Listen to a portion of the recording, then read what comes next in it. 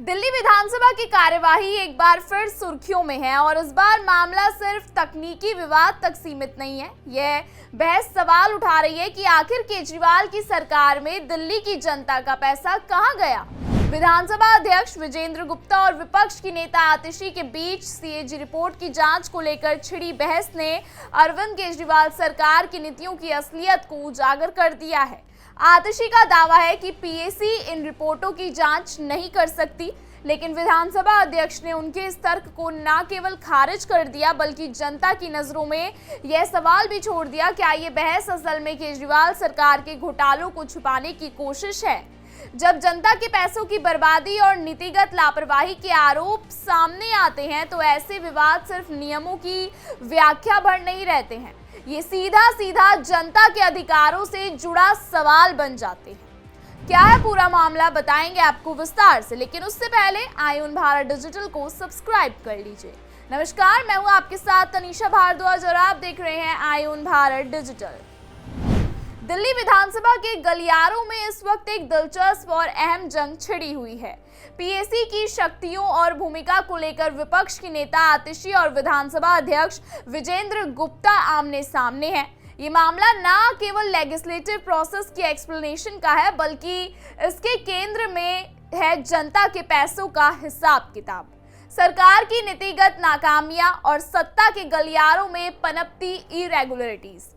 मामला सीधा सा लगता है। सीएजी की 3 रिपोर्ट, शराब आपूर्ति, सार्वजनिक स्वास्थ्य और वायु प्रदूषण दिल्ली विधानसभा में रखी गई थी। नियमों के मुताबिक इन रिपोर्टों को चर्चा के बाद लोक लेखा समिति को जांच के लिए सौंप दिया गया, लेकिन यही से सियासी घमासान शुरू हो गया। आतिशी ने विधानसभा अध्यक्ष को पत्र लिखकर दावा किया कि दिल्ली विधानसभा की लोक लेखा समिति को इन रिपोर्टों की जांच का कोई अधिकार नहीं है। उनका तर्क है कि जीएनसीटीडी एक्ट में हुए संशोधन के बाद विधानसभा की समितियों को राजधानी के प्रशासनिक फैसलों पर विचार या जांच करने से रोक दिया गया है। आतिशी का दावा है कि इस संशोधन ने व्यावहारिक रूप से विधानसभा समितियों की सभी शक्तियां छीन ली है। सीएजी की ये तीनों रिपोर्ट दिल्ली के एप्रोप्रिएशन अकाउंट से नहीं जुड़ी हैं, बल्कि ये सीधे सीधे नीतिगत फैसलों और प्रशासनिक निर्णयों पर सवाल उठा रही हैं। ऐसे में लोक लेखा समिति के पास ना तो अधिकार है और ना ही क्षमता कि वो इन मामलों की जांच करे।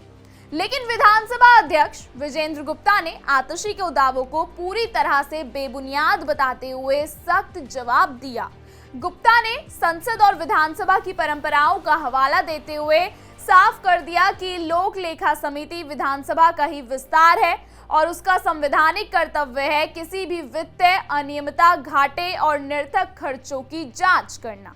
उन्होंने कहा कि सीएजी की रिपोर्टों की जांच न केवल समिति का अधिकार है बल्कि उसकी जिम्मेदारी भी है।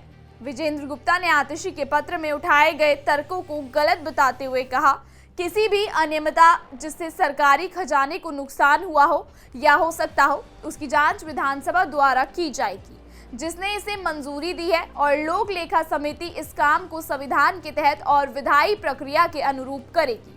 यह एक अहम सवाल उठता है, अगर वास्तव में ये तीनों सीएजी रिपोर्ट राजधानी के प्रशासनिक फैसलों से जुड़ी हैं तो क्या इन्हें जांच से बाहर रखा जा सकता है? विजेंद्र गुप्ता का जवाब है बिल्कुल नहीं। उन्होंने और जोर देकर कहा कि समिति के पास अधिकार है कि वह उन सभी मामलों की जांच करे जिनसे सरकारी पैसों का दुरुपयोग या नुकसान हुआ हो, चाहे मामला नीतिगत फैसलों का हो या प्रशासनिक निर्णयों का। जब जनता की गाड़ी कमाई दांव पर लगी हो तो विधानसभा की जिम्मेदारी और बढ़ जाती है। असल में ये पूरा विवाद एक बड़े और अहम सवाल को जन्म देता है, क्या केजरीवाल इन जांचों से बचना चाहते हैं? दिल्ली की जनता को ये जानने का हक है कि आखिर क्यों आतिशी इन जांचों को रोकने के लिए हर दलील पेश कर रही है। जब सीएजी ने साफ शराब नीति में अनियमितता, सार्वजनिक स्वास्थ्य सेवाओं में बद इंतजामी और प्रदूषण के मोर्चे पर सरकार की नाकामी की ओर इशारा किया है, तो क्या केजरीवाल इन रिपोर्टों की जांच से इसलिए डर रही है क्योंकि इसमें उनकी असलियत सामने आ जाएगी? दिल्ली की विधानसभा की कार्यवाही जनता के हित के लिए होती है, ना कि किसी पार्टी या नेता के बचाव के लिए। फिलहाल इस खबर में इतना ही। इस खबर पर आप क्या राय रखते हैं, कमेंट सेक्शन में हमें जरूर बताइएगा। ऐसी तमाम खबरों को देखने के लिए बने रहिए आईऑन भारत डिजिटल के साथ।